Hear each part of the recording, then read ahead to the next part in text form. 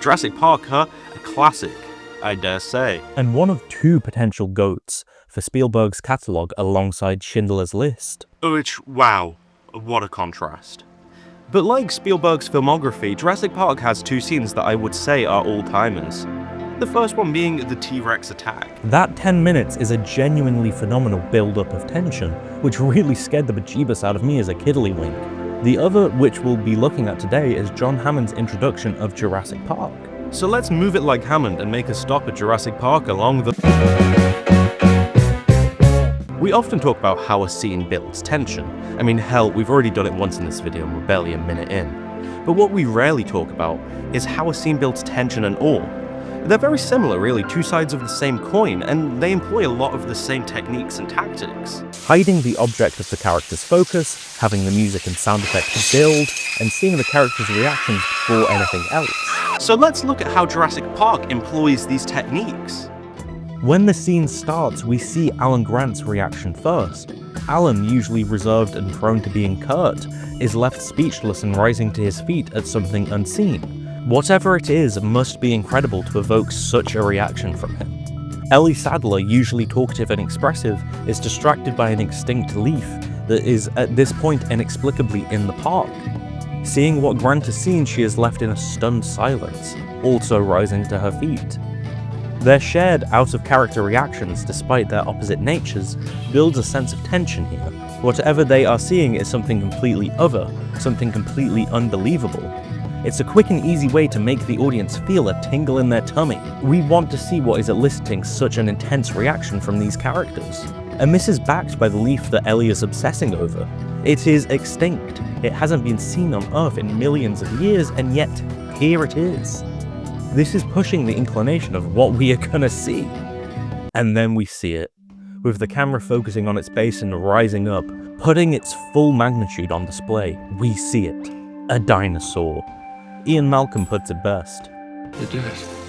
You crazy son of a bitch, you did.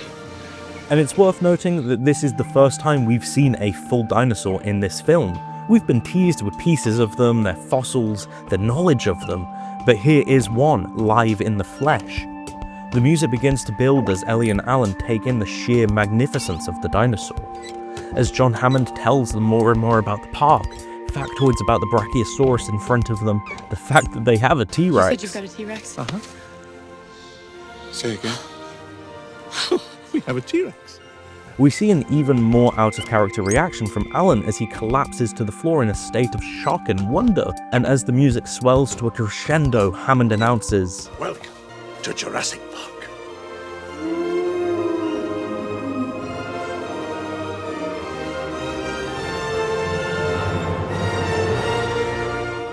The main theme of the film begins to play in full force. We see the grand expanses of Jurassic Park and the many dinosaurs contained within it.